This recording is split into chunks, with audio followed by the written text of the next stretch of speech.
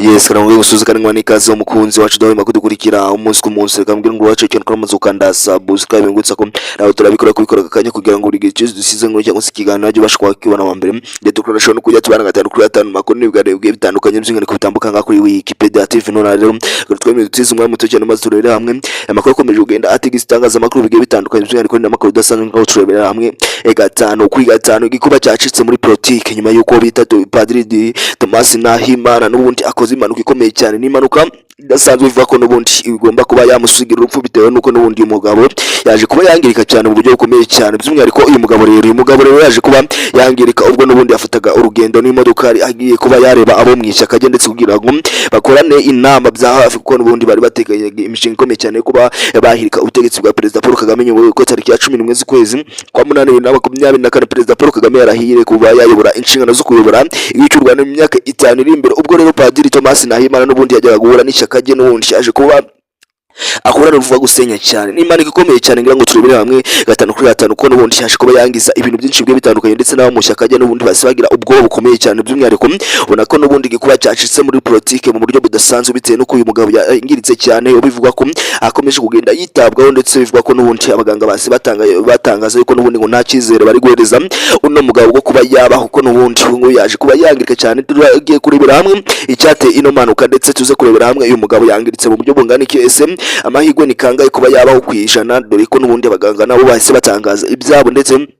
naho umuryango w'uyu Padiri Thomas Nahimana nabo bakaba bumiwe cyane mu buryo budasanzwe bakaba bari kwibaza ibintu bikomeje kugenda bibakora imwene wawe cyangwa se ku muntu wo mu muryango wabo gatanu kuri gatanu byinshi byakomeje kugenda bigaruka hano kuri Padiri Thomas Nahimana aho nakindi gusa usibye gukanda subscribe gura ngo bako dushyize nkuru cyangwa se ikiganiro cyo basha kuba kibona mu mbere ndetse tukarushaho no kujya tubana gatanu kuri gatanu n'amakuru n'ibiganiro bigiye bitandukanye by'ingene ko bitambuka nga kuri Wikipedia TV ngubutse kwikanda subscribe biko dushyize nkuru cyangwa se ikiganiro ubasha kuba wakibona mu mbere ndetse tukarushaho no kujya tubana gatanu kuri gatanu makuru n'ibiganiro bigiye bitandukanye by'umwihariko bitambukaga kuri Wikipedia TV byose rero nagicukubikora rero nkwaikaze. Yes, nyuma y'uko Padiri Thomas Nahimana mzibagani ko avuye mu gihugu cy'u Rwanda agahungira mu mashyamba bivuga ko n'ubundi yagiye kuba acumbitse bivuga ko n'ubundi ngo yitaga umwami cyangwa se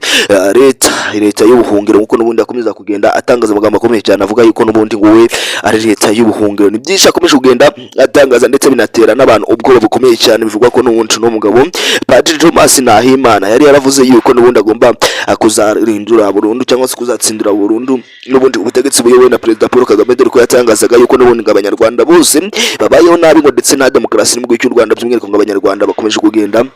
aho nabo ndetse bakomeje kugenda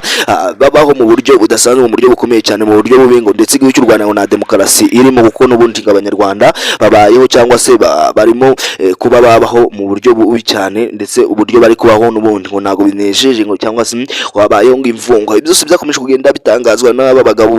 bagwanya ubutegetsi bw'igihugu cy'u Rwanda by'umwihariko harimo uyu nguyu Padiri Thomas Nahimana bita Paul Rusesabagina ndetse n'uwo bita Victoire Ingabire n'abandi bose bari muri ayo mashyaka atandukanye by'umwihariko harimo n'abasegi kubo Fred by'umwihariko abose bakomeje kugenda batangaza amagambo akomeye cyane. Gusa ubwo uyu mugabo rero yari yateguye inama ikomeye cyane ni inama yo guhura n'abasangirangendo be ndetse bivugwa ko n'ubundi iyi nama yari ibuze kuba yabera mu gihugu cy'Ububirigi n'ubundi aho uyu mugabo n'ubundi yaje kuba arya ndetse ubwo yari ari mu ngendo ubwo yaragiye guhura n'uwo bita Paul Rusesabagina ndetse n'uwo bita Victoire Ingabire avuga ko n'ubundi nabo mu shyaka rye n'ubundi bari bateguye inama ikomeye cyane na yindi ngo ni inama yo kuba yakwigwa ku kibazo by'umwihariko bafitanye na Perezida Paul Kagame perezida w'u Rwanda avuga ko n'ubundi uyu mugabo yarafitanye ikibazo gikomeye cyane cyo kuba n'ubundi bamuhirika ku butegetsi nk'uko bakomeje kugenda batangaza yuko yabimye ubuhungiro mu gihugu cy'u Rwanda ahubwo agatuma banduruka cyangwa se agatuma batorongera bakajya mu bihugu byo hanze rusange. Ni byinshi uyu mugabo rero yakomeje kugenda ashinja leta y'u Rwanda ndetse n'aba bambari be cyangwa se ni aba basangirangendo batsinja leta y'u Rwanda avuga yuko n'ubundi kari leta n'ubundi itigeze ibumva habe nagata ahubwo n'ubundi kari leta bakoreye ibishoboka byose kugira ngo ibirukane mu gihugu cy'u Rwanda. Ibyo byose byakomeje kugenda bigaragara gatanu kuri gatanu ndetse binatuma abantu bagira ubwoba bukomeye cyane bibaza aba bagabo imishinga bari gupanga. Ubwo rero barimo gupanga imishinga ikomeye cyane aho bivuga ko bari barabuhurira i Buruseli hara mu gihugu cy'Ububirigi bivuga ko n'ubundi uyu mugabo we yari yarangije kuba yagerayo ndetse ubwo yari ari mu rugendo n'ubundi agiye guhura nabo muri hoteli bari babukinze yuko bagomba kuba bakoreramo inama. Uyu mugabo n'ubundi yaje kuba afata imodokari amaze gufata imodokari n'ubundi umushoferi waramutwara mu buryo busanzwe n'ubundi ubwo bagendaga rero mu muhanda iyi modokari yaje kuba ibura fire gatanu kuri gatanu, ubwo n'ubundi aho muri uwo muhanda bari ngo harimo ambutiyage ikomeye cyane, ndetse iyi ambutiyage ngiri hamwe ngo yari iri hamwe n'ahantu n'ubundi umuhanda umanutse cyane mu buryo bushoboka bwose, bivuga ko n'ubundi aho hantu hari ibyapa bikomeye cyane bivuga yuko n'ubundi bagomba kuba bakwirinda, cyangwa se imodokari ibinyabiziga byose bigomba kuba byagenda byitonze kugira ngo n'ubundi bitaza kuba byahaburira fire gatanu kuri gatanu. Gusa uyu mugabo rero wari umutwaye n'ubundi yaje kuba abura fire, akibura fire n'ubundi yahise abwira boss we cyangwa se abwira uwo twaye, abumvira yuko n'ubundi ko byagenda kose ibintu bimaze kuba nabi, bimaze kuba byahinduka gatanu kuri gatanu, ahubwo bagomba kuba bakwitabaza Imana ndetse bakagerageza kuba basimbuka kugira ngo barebe yuko n'ubundi ko byagenda kose, barebe yuko n'ubundi imodoka yakongera kuba yabona balance. Byose rero byaje gukomeza kugenda bigaruka gatanu kuri gatanu, ndetse uyu mugabo bagerageza kuba bakora ibishoboka byose nyine kugira ngo n'ubundi babe bakora ibishoboka byose wenda imodoka barebe yuko yabona fire. Gusa byose byakomeje kugenda byose, dore ko n'ubundi cyahise birangira n'ubundi imodoka n'ubundi itanye byatanye no ita umuhanda, nibwo yaje kuba igwa mu kintu twakwita nka rigore, haguyemo icuramye, ndetse bivuga ko soferi yahise yitaba Imana. Uyu mugabo rero nawe ese ko Fred nawe bamusanze n'umundi modoka aho yari hinanye n'ubundi byose byarangiye. Ubundi uyu mugabo nawe by'umwihariko arembye cyane mu buryo budasanzwe, ndetse abantu bamugezeho bagira ngo yapfuye bitewe nuko n'ubundi bivuga ko amagufa ye amwe namwe n'ubundi yangiritse cyane mu buryo bukomeye cyane, ndetse bivuga ko n'amaboko atashobora cyangwa se adashobora kuba yakongera kuba